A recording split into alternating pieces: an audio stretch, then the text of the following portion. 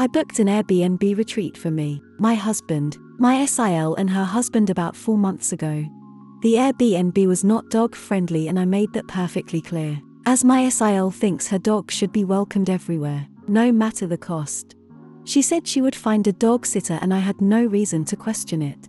The Airbnb was out of state, about 15 hours away on a really nice beach in Tampa.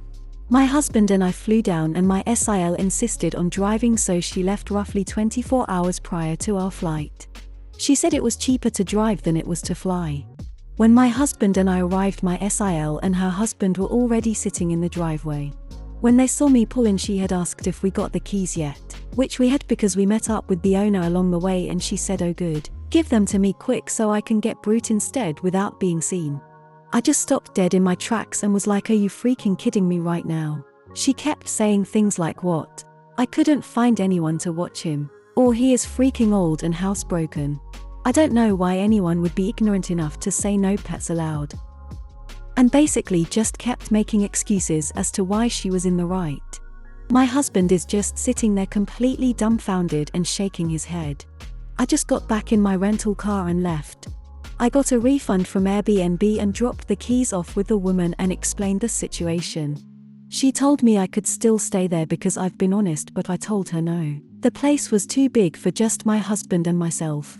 We ended up staying at a significantly less expensive hotel. I paid almost $4,000 for the week for the Airbnb but only spent $1,800 for the week at the hotel. During this whole time my SIL is blowing us up saying she can't afford to stay down here. My husband and I make a lot more than SIL and her husband, so we had agreed to pay for everything. And says she didn't bring anything with her to snack on and couldn't afford prices of crap here and whatever. I just straight up ignored her because in my eyes, she tried ruining my trip that I 100% paid for. My MIL is down our throats saying the least we could have done was give them some money for food instead of leaving them stranded, and I told her no. They can just drive back home and get food there. Am I the idiot? Not the idiot. She should have been grateful and accommodating for all you and your husband were offering them. To go behind your back and attempt to ruin your reputation on Airbnb after all you were willing to do for her makes her an idiot. If she told you ahead of time she could not get a sitter for her dog, was not willing to do so, and given you the opportunity to decide how best to proceed, that might have been different. But the way I see it, you are fortunate that the property owner was even willing to offer you a refund at all. And if I were you, I would never do anything even remotely similar for those people again. Not the idiot. You told her no dogs. She deliberately brought the dog, and then wanted you to sneak the dog in. She wanted you to break the rules and be financially liable for any damage the dog did. She has a lot of nerve. As for giving them money for food, if they were that broke, then they should not have made the trip, even if you were paying. You never leave your home if you are dirt poor for a vacation. It's just how it is. You always need a plan B. OP, you did the right thing. You were clear from the beginning that dogs were not welcome and allowed. And your SIL still tried to sneak the dog in. Had there been any extra expenses attached to the dog, they'd have come out of your pocket. I suspect that your SIL planned on bringing the dog from day one. Then she made up stories as to why it could not happen. I also suspect that your SIL will not talk to you ever again. Win-win in my humble opinion. Not the idiot for doing the right thing. On Monday, my 94-year-old grandma passed away. She was the most incredible person I've ever known, so full of life, and insanely healthy. I'm 21. About 2 years ago, I moved about 4 hours away from my hometown for a really good job opportunity. My grandma was the biggest supporter of it, and I called her every single Sunday no matter what. I went home to visit about 3 weeks ago, before she was in the hospital. Last Tuesday, I got a call from my mom telling me that my grandma was in the hospital. It was a minor infection, and didn't appear to be serious. I called her that night and she was completely normal, so I thought little of it. On Friday, my mom called again saying that she wasn't going to make it and was on end-of-life care. It could have been that day or it could have been a few days. I said I'd be home as soon as I could. My uncle, who is my mom's twin brother, told me that he didn't think I should come home, for a few reasons which I truly did understand. The one thing about my grandma was that she was terrified of dying. She refused to speak about it. She had no will, no sort of funeral ideas, nothing. At this point, she was still aware of her surroundings, and my family had chosen not to tell her as they knew it would terrify her. My uncle told me that because I had been home so recently, and I usually don't have the chance to visit more than once every few months, my grandma would know the second she saw me that something was going on. It would scare her too much. He told me that as much as I would like the closure, it would be selfish of me to put myself before the needs of my grandma. I agreed and said I wouldn't come home.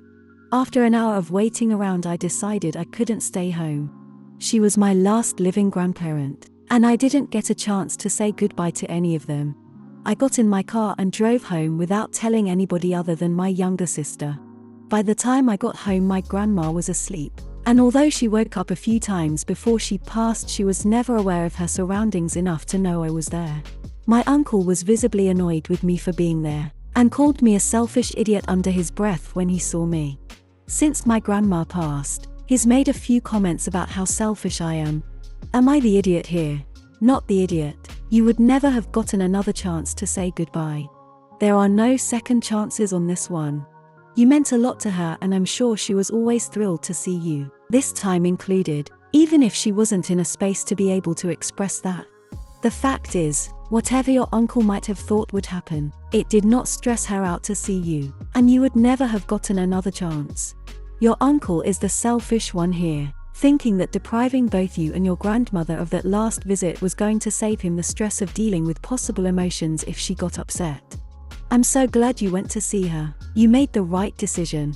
You are not the idiot. I'm sorry for your loss, and the fact that you wanted to say goodbye. Your uncle said it wasn't the best thing for you to do, and you did it anyway. Proof that you were loyal to your grandma, and honestly, if I were your uncle, I would let you come. Yes, please do come and say goodbye to your grandma, and if they keep giving you crap about it, I never got to say goodbye to any of my other grandparents. I wasn't about ready to lose her without saying bye. How to feel like you should probably take some of her belongings because those are memories. Not the idiot. But grief and fear can give you some strange fixations, and I'm not talking about your grandmother here. I think your uncle just got it into his head that this was important, and that this was something he could and should control, and when someone dies you desperately want to be able to hang on to some sort of control. It was unfair and unkind towards you, but I think he was probably irrational with grief rather than mean in purpose. Me, 42, and my husband, 43, are currently shunned by our whole families, and they refuse to talk to us. My husband is a pediatric surgeon and I am a PQ specialist.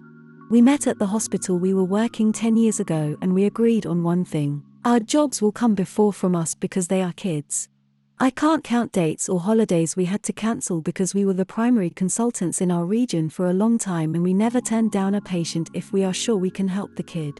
We are also educators and clinical instructors, so our jobs are our first priority.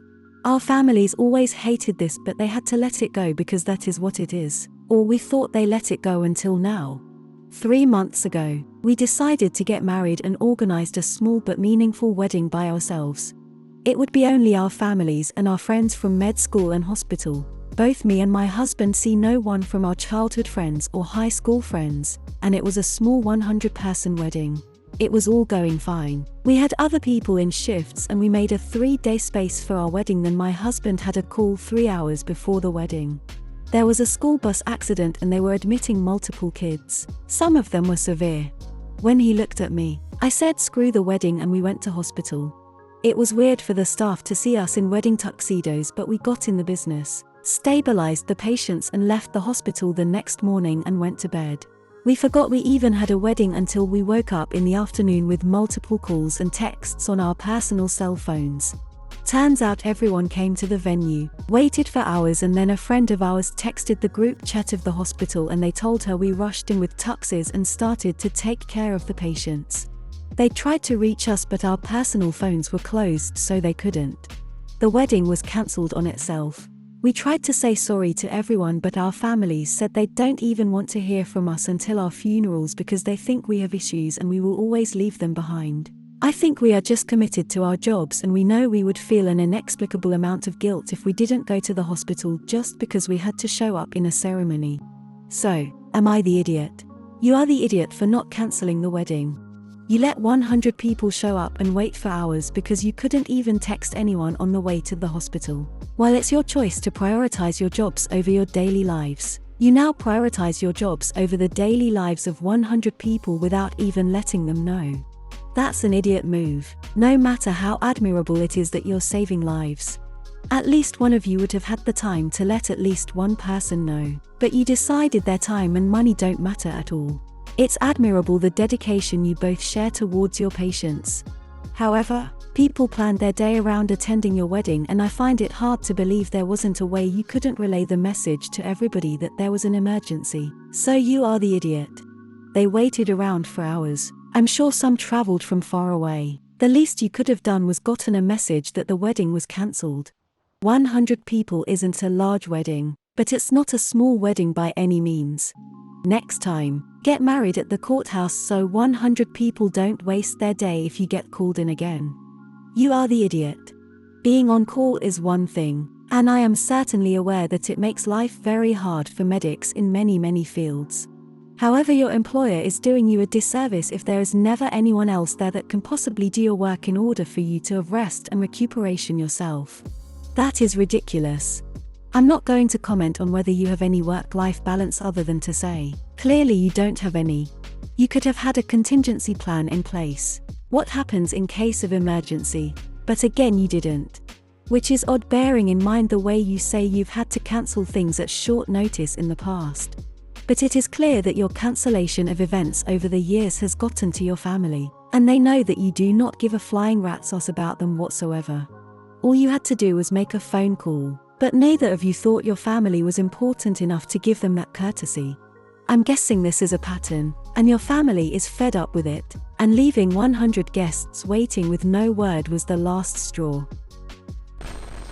I'm a 34. 3 years ago, I went through a tumultuous and stressful divorce. My ex and his family have literally harassed and tried to make my life a living hell. With my ex, 36, we share 3 kids. 11, 9, and 4. Background: our marriage ended due to infidelity, an outside child, and other things on his part. During our marriage about 4 years ago, I inherited a large estate from my father. Upon divorce, he tried to sue for half my estate and the current home I reside in, which was also inherited. Under our state's law, he is not entitled to it unless I willingly transfer ownership, which never happened. In the end, I got sole custody. He was denied any of my inheritance, nor would he receive alimony. We did have to sell our marital home and split the proceeds, along with dividing up our joint account, which was to be expected. He was also granted visitation, which has been a bitter agreement with he and his family ever since. They don't respect boundaries.